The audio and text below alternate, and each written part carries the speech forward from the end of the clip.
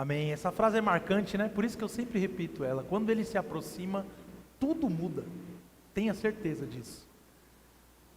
Há algo em nosso tempo, meus irmãos, que nos deixa inquietos diante do passar dos anos. E isso é o fato de sermos constantemente lembrados de que precisamos parecer mais jovens.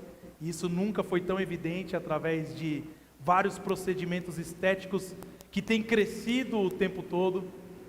Precisamos produzir mais rápido. Precisamos nos reinventar o tempo todo. E essa cultura faz com que, quando algo envelhece, esse algo seja descartado. Quando algo demora, isso é considerado como fracasso. E essa lógica é uma lógica que invade tudo, a sociedade, a nossa casa, os nossos relacionamentos e a nossa vida de fé. Nós pedimos a Deus e Deus não nos dá automaticamente, logo Ele não vai me ouvir. E nós esquecemos da mulher com fluxo de sangue durante 12 anos e de tantas passagens bíblicas que mostram pessoas que sofreram por longos períodos até conseguirem mudar, ter a sua história mudada pelo Senhor. Então isso faz com que nós passemos a tratar o tempo como nosso inimigo. E sem perceber, a gente começa a desconfiar das promessas que não se cumprem na velocidade que nós desejamos. O que faz com que muitos de nós vivamos cansados, não apenas pelo excesso de tarefas que a gente se coloca o tempo todo, mas a gente fica cansado por depositar nossa esperança em coisas que o tempo sempre vence, porque o tempo, meus irmãos, é implacável. O Evangelho de Lucas nos convida a parar essa corrida e a olhar para uma cena completamente diferente. Lá num templo antigo, longe do brilho das novidades humanas, das grandes invenções, nós encontramos um bebê nos braços de idosos, uma viúva persistente e um homem que esperou a vida inteira por uma promessa.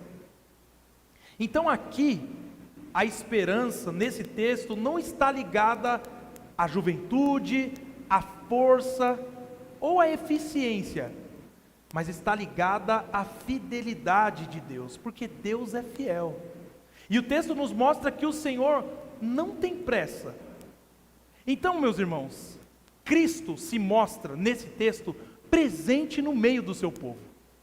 Desde o começo é isso que o texto mostra. E ao caminharmos diante desse texto de hoje, nós veremos como a fé nos ensina a descansar nessa soberania e na fidelidade do Deus da aliança. Aquele que era desde o tempo de Abraão e continua nos nossos tempos. Nós veremos um Cristo que sustenta a fé desde o início da vida até o fim da caminhada e que dá sentido à nossa espera.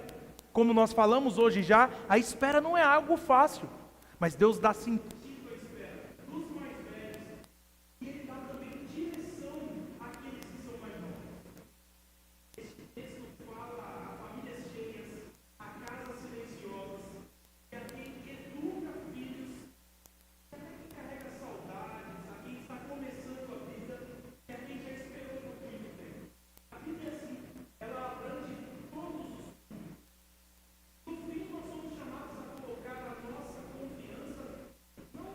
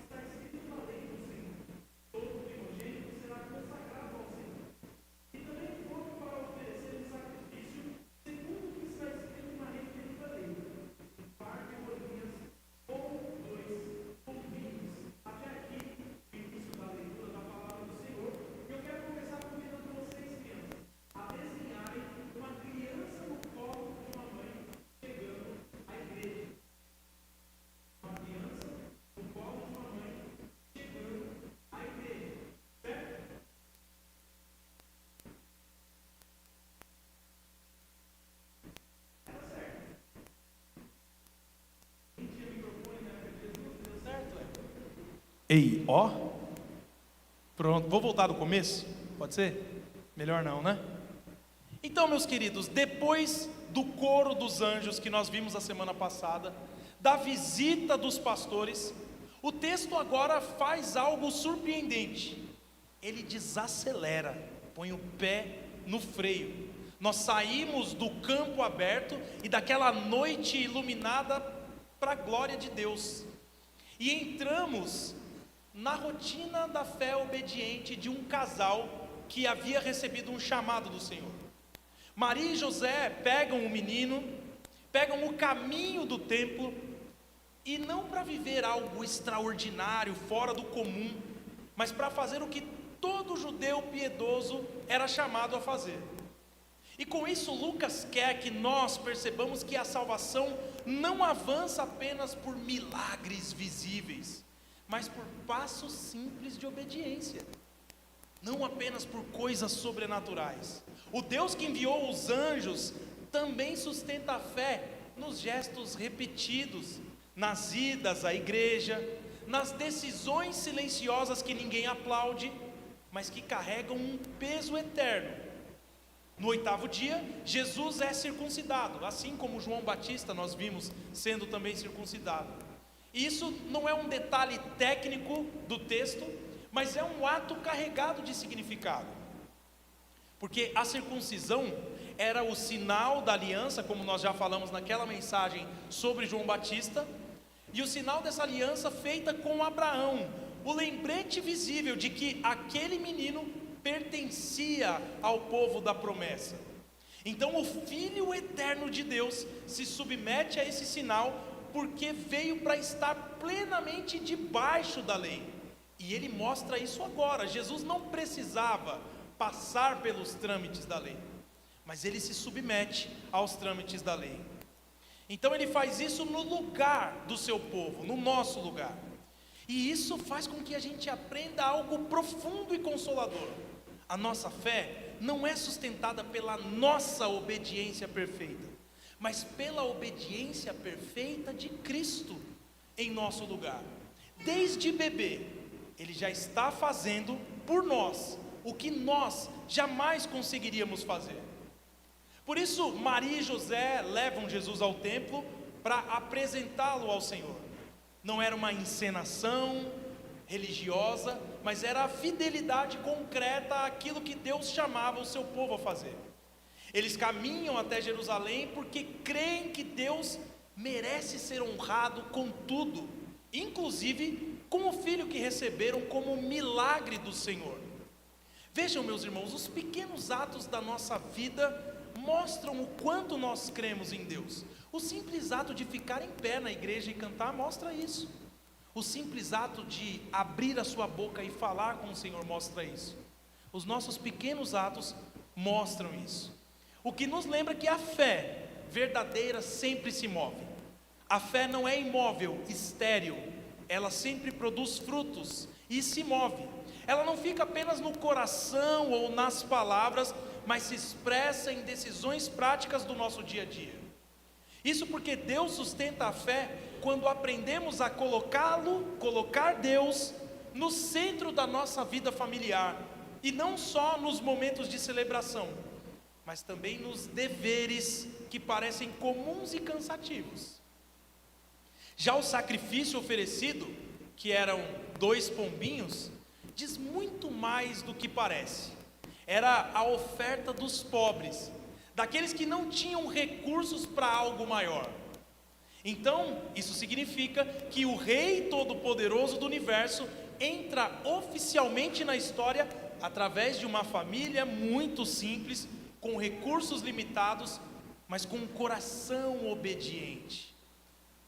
Aqui, o Evangelho toca fundo o nosso coração, porque ele mostra que Deus não se impressiona com tamanho, com status, com poder econômico. Ele sustenta a fé na vida de quem caminha com humildade diante dele. Isso porque a glória do reino não depende de luxo, mas de submissão confiante no Senhor da aliança, independente dos seus recursos, dos seus talentos, do seu currículo. A fé depende de uma obediência humilde ao Senhor. Então Lucas faz questão de colocar essa cena no templo, o lugar em que gerações aprenderam a esperar pela redenção, desde o início da história. O mesmo Deus que falou a Abraão, que libertou Israel do Egito e que estabeleceu a lei de Moisés, agora está ali, nos braços de um casal comum. E isso é surreal, meus irmãos. Aquele que era o Verbo, agora estava ali, nas mãos de José e Maria. O que nos lembra que Deus nunca abandona a sua história. Ele sustenta a fé, ligando o passado, presente e futuro. E quando tudo parece quebrado, o Senhor continua escrevendo uma história coerente, fiel e segura. Por isso a nossa fé descansa, porque Deus não improvisa, Deus cumpre. E Jesus é declarado santo ao Senhor. Aquilo que já era verdade eterna, agora é reconhecido publicamente no templo. O santo nasce entre pecadores para nos tornar santos diante dele e diante do Pai. A obediência de Maria e José não cria a santidade, mas participa do plano de Deus para revelar a santidade ao mundo. E aqui está o consolo, meus irmãos. Deus sustenta a fé usando meios simples, pais obedientes, ritos antigos, passos pequenos. E Ele faz isso para cumprir um plano que está além da nossa compreensão, um plano grandioso. E isso faz com que a salvação avance, não porque nós somos fortes, mas porque Deus é fiel. Imagine uma família construindo uma casa no meio de uma cidade barulhenta e apressada. Ninguém percebe quando o alicerce é lançado, porque o alicerce fica escondido, ninguém o vê. Mas é Ele, é o alicerce que sustenta tudo. Maria e José estão lançando o alicerce da nossa redenção, não com grandes discursos, mas com uma obediência fiel à palavra do Senhor. E é assim que Deus ainda sustenta a fé nos nossos dias, não apenas nos momentos visíveis, mas nos fundamentos silenciosos da vida diante dele. Então, meus irmãos, Deus sustenta a fé pela obediência, mas em segundo lugar, Deus fortalece a fé pelo cumprimento. Vamos ler agora dos versos 25 ao 39, verso 25. Em Jerusalém havia um homem chamado Simeão. Este homem era justo e piedoso e esperava a consolação de Israel, e o Espírito Santo estava sobre ele. Ele tinha recebido uma revelação do Espírito Santo de que não morreria antes de ver o Cristo do Senhor. Movido pelo Espírito, ele foi ao templo. Quando os pais trouxeram o menino Jesus para fazerem com ele o que a lei ordenava, Simeão o tomou nos braços e louvou a Deus, dizendo: agora, Senhor, podes despedir em paz o teu servo segundo a tua palavra, porque os meus olhos já viram a tua salvação, a qual preparaste diante de todos os povos, luz para a revelação aos gentios e para a glória do teu povo de Israel. E o pai e a mãe do menino estavam admirados com o que se dizia a respeito dele.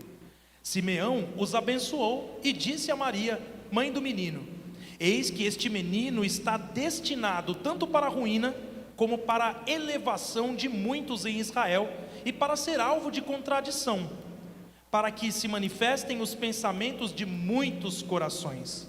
Quanto a você, Maria, uma espada atravessará a sua alma. Havia uma profetisa chamada Ana, filha de Fanuel, da tribo de Aser. Ela era bem idosa, tendo vivido com o marido 7 anos desde que tinha se casado. Agora era viúva de 84 anos.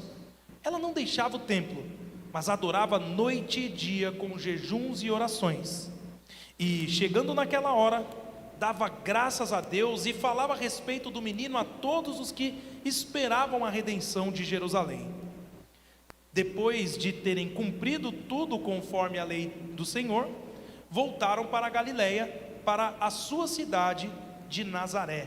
Até aqui, este período, meus irmãos. Agora, crianças, desenhem um vovô e uma vovó felizes, olhando para uma criança.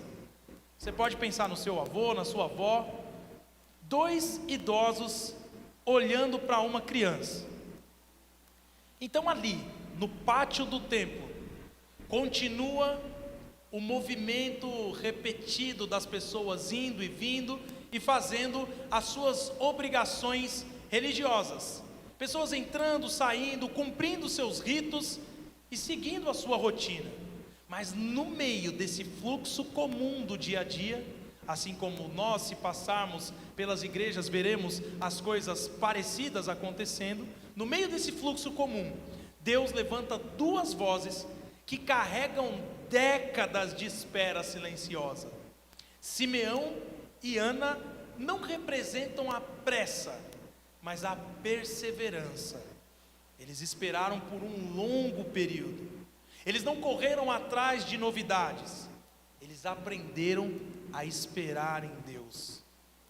Em meio a um povo cansado de promessas políticas vazias e de libertações que nunca chegavam, esses dois idosos sustentaram a fé, crendo que Deus ainda falava, ainda cumpria e ainda visitava o seu povo. E naquele dia comum, o cumprimento chegou nos braços de um bebê. Simeão, no texto, é descrito como justo e piedoso, alguém que aprendeu a viver corretamente diante de Deus, enquanto esperava a promessa que o Senhor tinha feito. Simeão não era famoso, não ocupava posições de destaque, mas carregava uma promessa viva no coração, uma promessa feita a ele pelo próprio Espírito Santo. E o Espírito lhe havia dito que os seus olhos veriam o Cristo antes da morte. Que promessa maravilhosa, meus irmãos. E nessa promessa ele se agarrava. Isso nos lembra e nos ensina algo precioso. Deus fortalece a fé na vida de quem aprende a esperar com o coração firmado na promessa, não no calendário. Deus não dá prazo muitas vezes de propósito. É um ensino de que você não é o Senhor do tempo. Ele é o Senhor do tempo. A esperança bíblica não é ansiedade disfarçada, é confiança tranquila de que Deus não chega atrasado, Ele chega no tempo dele. Então Simeão entrou no templo, mas não por acaso. O mesmo Espírito que falou com ele, agora o conduz até o lugar naquele exato momento. E enquanto Maria e José obedecem à lei, Deus move o seu servo para reconhecer que ali estava o Salvador. Quando Simeão toma Jesus nos braços, ele não segura apenas um bebê, mas ele segura nos braços o cumprimento de tudo o que havia esperado durante a vida inteira. E a fé é fortalecida quando nós percebemos que Deus está agindo ali, nos bastidores, alinhando os passos, os encontros e as histórias para cumprir a vontade dele, que é sempre boa, perfeita e agradável. Então Simeão, diante daquela emoção de estar com o Salvador nos braços, canta, porque cantar é uma expressão às vezes maior do que nós podemos fazer falando. Ele não canta porque tudo ficou fácil, mas porque agora tudo faz sentido. Agora ele pode partir em paz, porque ele viu com os próprios olhos a salvação. Não é uma ideia, um sistema religioso, ou uma expectativa futura distante. É uma pessoa real nos braços de Simeão.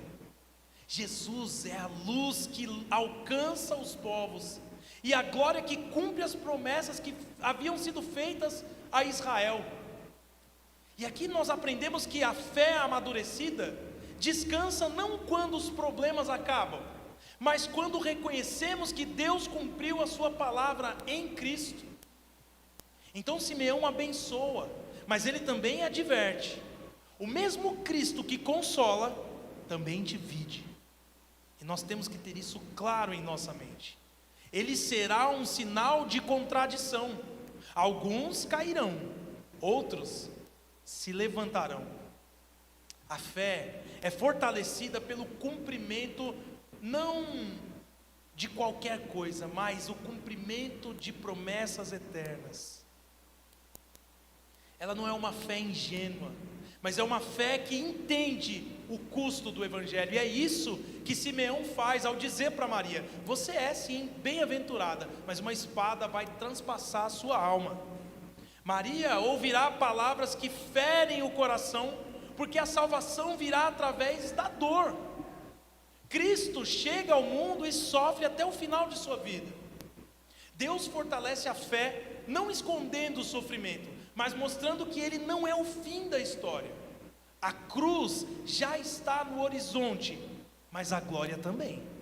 E as duas caminham juntas. Sem cruz não há vitória. E a vitória vem por meio da cruz. Então Ana surge como confirmação viva daquilo que Simeão havia anunciado. Viúva, idosa, perseverante em oração, ela reconhece o Salvador e não consegue ficar em silêncio. Quem esperou por tanto tempo não guarda notícia só para si. E foi isso que Ana fez. Ela fala de Jesus a todos os que ainda aguardavam a redenção. O que nos mostra que Deus fortalece a fé não apenas individualmente, mas comunitariamente.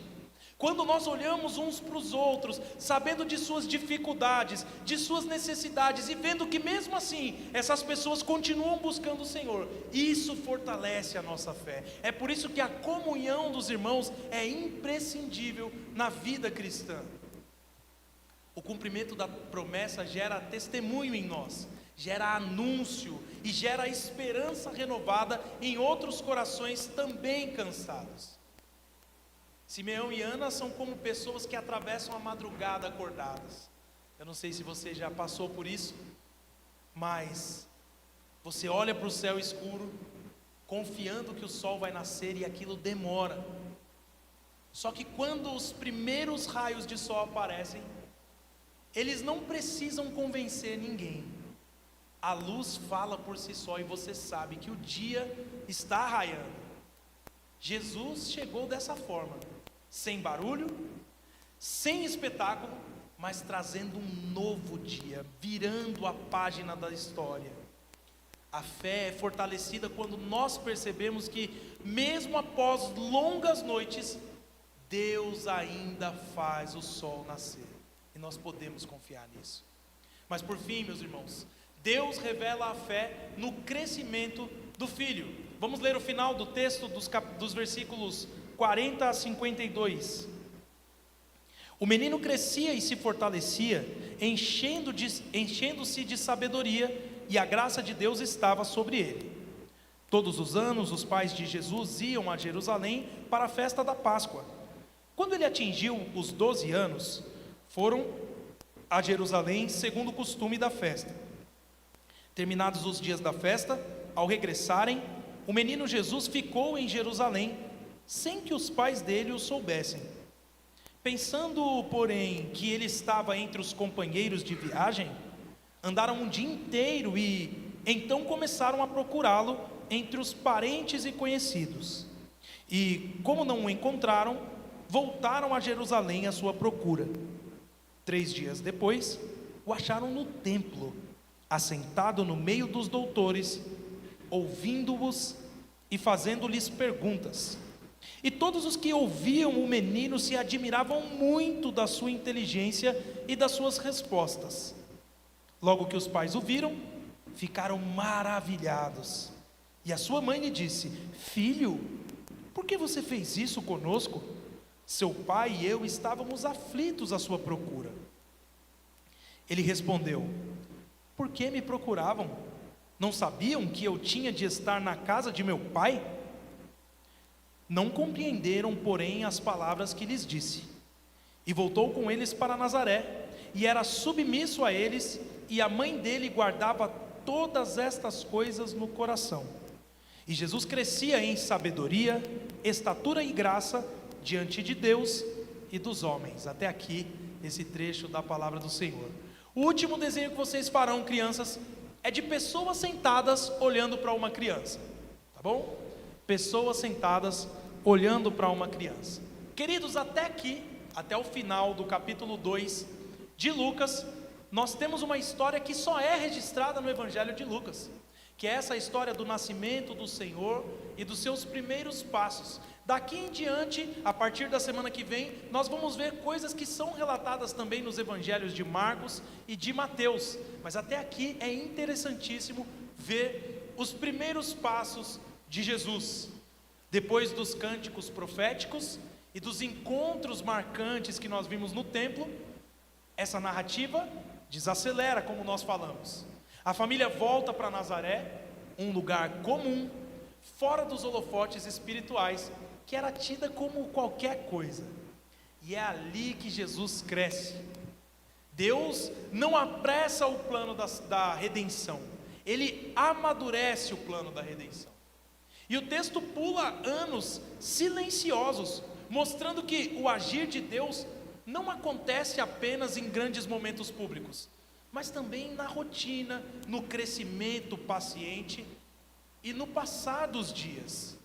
A fé é revelada não só em milagres, mas em maturidade, que é o que é visto através desse crescimento de Jesus.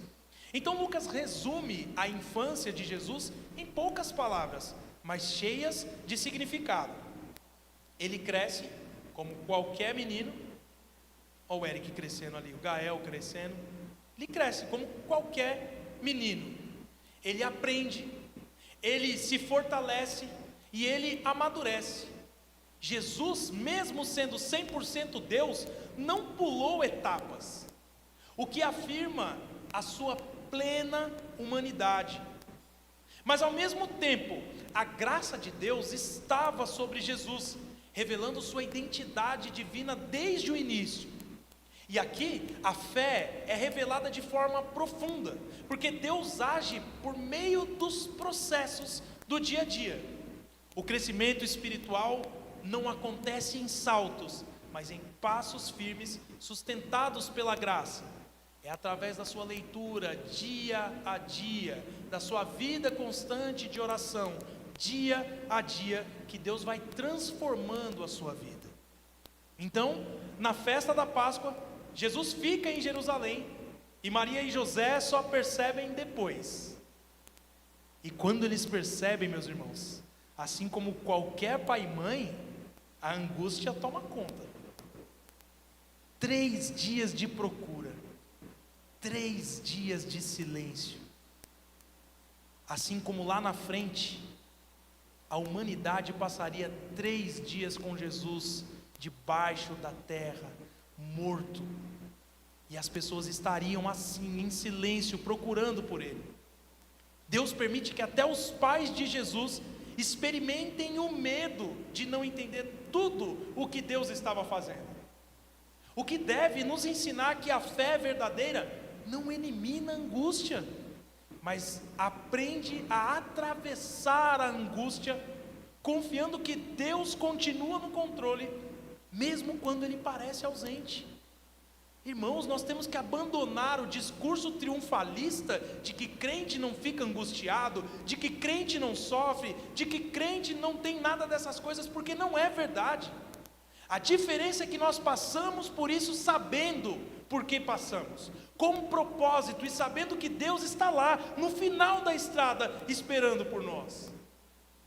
E Jesus foi encontrado ali, no templo, sentado entre os mestres, ouvindo e perguntando. Veja que Jesus ali aos 12 anos, muito sábio, não era aquele adolescente, pré-adolescente, arrogante, que impõe a sua autoridade, mas manifesta uma sabedoria que surpreende a todos que estavam ali. Todos ficam admirados com Jesus. E aqui nós vemos que a revelação da fé não vem de arrogância espiritual, mas de uma compreensão profunda da palavra. Jesus cresceu conhecendo as Escrituras, ensinado pelos pais, e também porque Ele é o próprio Verbo. A fé amadurecida nasce quando a palavra ocupa o centro da nossa atenção, quando nós gastamos o nosso melhor momento para ler a palavra, quando nós priorizamos ela acima de outras coisas. E quando Maria expressa a sua dor, Jesus responde com clareza, mas com ternura também: vocês não sabiam que eu devia estar na casa do meu pai? Essas primeiras palavras registradas revelam quem Ele é e para quem Ele vive. Essas são as primeiras palavras de Jesus que nós vemos em toda a Escritura. É Ele respondendo à sua mãe: vocês não sabiam que eu devia estar na casa de meu pai? Jesus sabe de onde vem e Ele sabe para onde vai. A fé é revelada quando entendemos nossa identidade diante de Deus. Sem essa consciência, a vida se perde em expectativas de outras pessoas. Agora, com essa consciência, até decisões difíceis encontram direção em Deus, porque nós sabemos quem somos, sabemos de onde viemos, sabemos para onde vamos e sabemos qual é o propósito da nossa vida. Mesmo consciente de sua filiação divina, Jesus faz o quê? Obedece seus pais, volta para Nazaré e se submete. Ele cresce em sabedoria, em estatura e graça. E a redenção do mundo começa com a obediência no lar, com fidelidade no ordinário, com crescimento silencioso. A obediência ativa de Cristo não começou na cruz, mas começou na infância. Ele viveu, meus irmãos, perfeitamente onde nós falhamos, para que a justiça dele fosse creditada a nós. Agora, crianças, olhem para mim. Jesus foi um bebê de verdade, igual a vocês quando nasceram. Ele chorou, como vocês. Choraram ou choram? Não sei. Ele dormiu no colo, ele precisou de cuidados, e desde bem pequenininho, Jesus estava obedecendo a Deus. Desde muito novinho ele fazia isso. Os pais de Jesus levaram ele ao templo, que era a igreja da época, ensinaram a palavra de Deus para ele, mostraram o caminho do Senhor para ele. O que deve te ensinar, criança, que Deus ama quando as famílias andam juntas com Ele, quando as famílias estão debaixo da vontade dEle.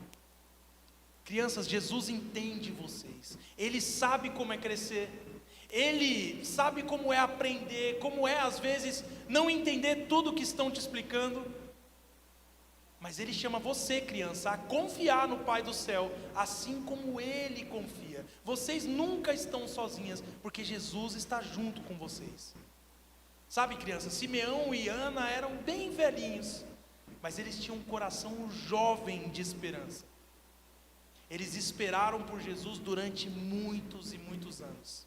Mas sabe como eles esperaram, crianças? Eles não ficaram reclamando, eles não desistiram, mas eles continuaram orando, continuaram confiando em Deus e continuaram servindo a Deus. E o que aconteceu então, crianças? Um dia, Deus cumpriu a sua promessa. O que mostra para cada uma de vocês aqui, que Deus sempre cumpre o que promete, mesmo quando demora, tá? Então, criança, se você ora por algo, se você ora por alguém, se você tem um desejo no seu coração, continue confiando que Deus nunca esquece dos seus filhos. E você é filho de Deus, criança? Ixi, é filho de Deus, criança? Só a Lara é filha de Deus? Vocês são filhos de Deus, crianças? Ah, então tá bom. Sabe, crianças, Jesus era muito sábio e ele gostava de aprender sobre a Bíblia, mas ele também obedecia a sua mãe, ele obedecia ao seu pai. Ele não achava que sabia de tudo, como às vezes as crianças acham, mas não conta para elas, tá bom? Vocês não sabem de tudo. Então obedecer aos seus pais é também obedecer a Deus. Quando vocês, crianças, escutam, respeitam, fazem o que é certo, vocês estão crescendo como Jesus cresceu. Porque a verdadeira sabedoria, crianças, começa com um coração obediente e cheio de amor por Deus. Não se esqueçam disso, tá bom? Agora, irmãos, a obediência de Cristo nos devolve descanso para a nossa alma. Porque Jesus não veio apenas para resolver o nosso problema da culpa no fim da história. Ele entrou na história para viver cada dia em perfeita fidelidade no nosso lugar. Então, quando nós vemos Ele sendo circuncidado, apresentado, submetido à lei, nós contemplamos algo profundamente consolador. E é o seguinte, meus irmãos: o Rei eterno se curva para cumprir aquilo que você e eu jamais conseguiríamos cumprir. E isso muda absolutamente tudo, porque a nossa esperança não depende de um histórico espiritual impecável, não depende de fases boas de fé, não depende de constância emocional, que nós nunca temos. Ela está firmada na obediência perfeita de Cristo, creditada a nós pela graça. Por isso, meus irmãos, a esperança cristã nunca envelhece. Ela atravessa as crises, ela atravessa os fracassos, ela muda as estações, porque ela é sustentada não pelo que fazemos por Deus, mas pelo que Cristo fez por nós. Então a esperança que não envelhece, aprende a esperar sem desistir. Simeão e Ana nos ensinam que esperar a Deus não é cruzar os braços, mas é manter um coração acordado.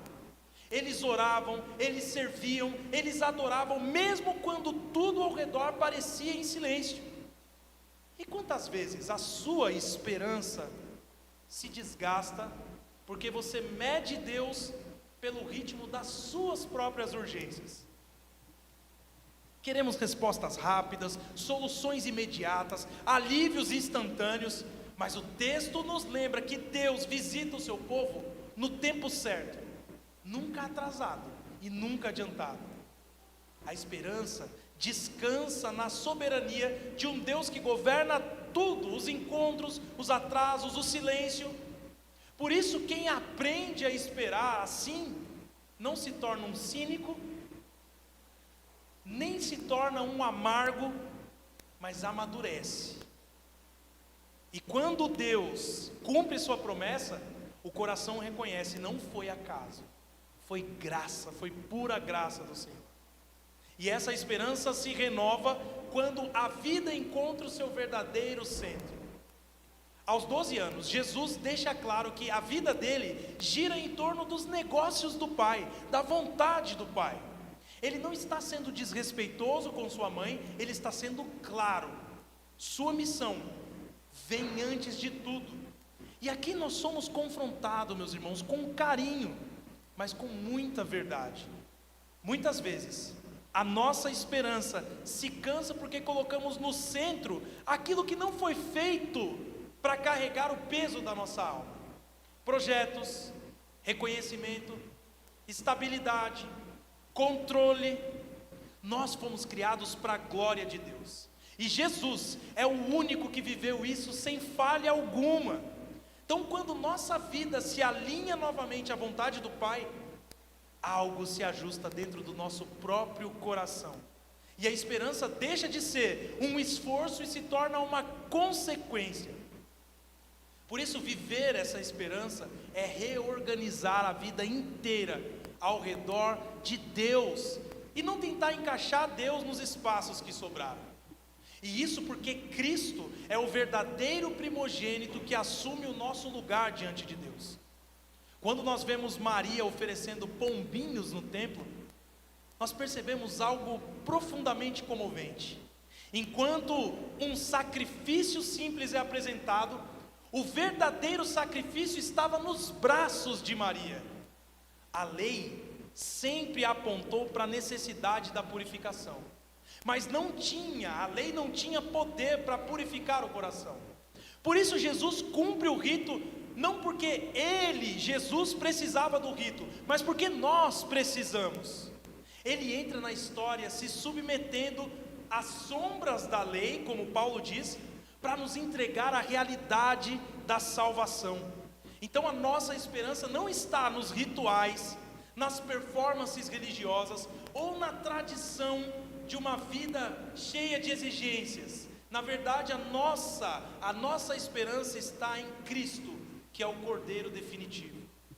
Em meio a uma vida cheia de exigências, cobranças e metas muitas vezes inalcançáveis, o Evangelho de Jesus Cristo nos lembra que a obra realmente importante já foi concluída por Ele.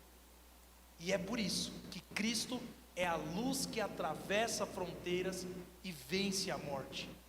Simeão olha para aquele bebê e enxerga o que reis e sacerdotes não viram: a salvação de Deus para todas as nações.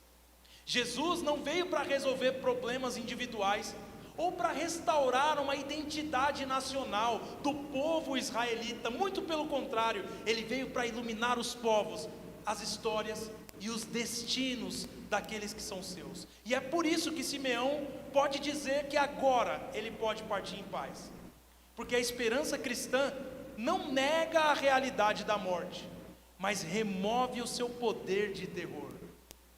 Você não deve ter medo da morte, porque Cristo matou a morte, Ele venceu a morte.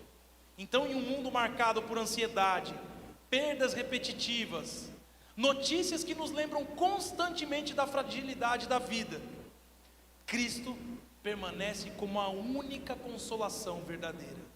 Ele é a luz que não se apaga, e a glória que não decepciona, e a paz que nos sustenta mesmo quando tudo parece incerto, meus irmãos. Cristo revela quem Deus é, ao se submeter e caminhar com você e comigo. O Filho Eterno não aparece como um herói distante, mas como um menino que cresce, aprende e obedece aos seus pais. Ele é plenamente Deus, mas ele também é plenamente homem, e a sua submissão aos pais não diminui a sua divindade maravilhosa, e revela a missão, a beleza da missão dele mesmo. Ele cumpre toda a justiça, vivendo a vida comum com fidelidade perfeita. Jesus não apenas ensina a sabedoria, ele é a própria sabedoria encarnada, o que nos confronta e nos consola ao mesmo tempo. Confronta porque nossa fé não pode ser superficial, e consola porque o Deus que salva conhece o chão que pisamos. A nossa esperança se renova quando lembramos que o Senhor de toda a glória entrou no ordinário da vida para redimir o ordinário da nossa história. Por isso, meus irmãos, esse texto nos ensina, em primeiro lugar, que Deus sustenta a fé pelo caminho da fidelidade e não da pressa. Nada nesse texto que nós vimos acontece rápido. A espera, a rotina, a obediência silenciosa, e há anos sem milagres visíveis. Mas ainda assim, Deus está cumprindo cada promessa. A fé madura não vive de picos emocionais, mas de passos firmes e constantes. Quando a nossa esperança parece cansada, esse texto nos lembra que Deus trabalha profundamente enquanto tudo parece comum. O céu não está em silêncio, meu irmão, ele está em ação. Em segundo lugar, a esperança verdadeira não envelhece porque está ancorada em Cristo. Simeão e Ana envelheceram, o corpo perdeu a força, os anos passaram, mas a esperança deles permaneceu viva. E isso porque não estava presa às circunstâncias, mas à promessa recebida pelo próprio Deus. Em um mundo que descarta o que não é novo, o Evangelho nos ensina que o mais antigo é o mais seguro, a fidelidade do Senhor. Por isso, quando tudo muda, Cristo continua sendo suficiente. Em terceiro lugar, Deus se revela no ordinário da vida. O Filho de Deus não cresce em palácios, mas em uma casa comum. Não impressiona com sinais, mas com a sua obediência. Não começa liderando multidões, mas honrando seu pai e a sua mãe. Muitas vezes esperamos Deus apenas no extraordinário, enquanto Ele está nos chamando à fidelidade nas pequenas coisas. O texto nos ensina que maturidade espiritual não é barulho, é constância. Em quarto lugar, a fé cresce quando nossas prioridades se alinham com o coração do Pai. Jesus sabia desde cedo que os negócios do Pai vinham em primeiro lugar. Ele viveu com clareza de propósito. E a nossa fé enfraquece quando nossa vida gira em torno de nós mesmos. É a pior coisa que você pode fazer, é viver para si. Mas a nossa fé se fortalece quando tudo é reorganizado em torno da vontade de Deus. A esperança que permanece é aquela que sabe para quem vive. E por fim, meus irmãos, Cristo é a nossa esperança do começo ao fim. Ele foi um bebê obediente por nós. Ele foi a consolação esperada por nós. Ele foi o filho fiel em nosso lugar. Da infância à eternidade, a nossa fé não se sustenta em fases da vida, em emoções ou em desempenho espiritual, mas ela se sustenta em uma pessoa, e essa pessoa é Jesus. Portanto, não saia daqui apenas informado, mas saia daqui consolado. Não apenas desafiado, mas seguro, porque aquele que começou boa obra em nós, há de completá-la em Cristo Jesus. O Senhor está procurando os cansados e sobrecarregados, para fazer uma troca, para deixar com você o fardo dele que é suave e leve. Em quem você tem ancorado a sua fé? O que te leva à ansiedade? O fato de grande parte do mundo ainda não conhecer Jesus? Ou você não conseguir trocar de carro? O que te entristece? Você não ter um dos 35 plataformas para assistir um filme? Ou o fato de terem crianças passando necessidades, porque a sociedade ao seu redor não conhece Jesus Cristo? O que te gera ansiedade? A prova do vestibular? A prova da escola? Ou o fato de que nós estamos em um ano eleitoral e grande parte da nossa sociedade estão colocando cegamente a sua esperança em políticos que são falhos e pecadores, qualquer um deles? Busque em primeiro lugar o reino e a justiça do Senhor, e tudo o necessário para a sua vida será acrescentado.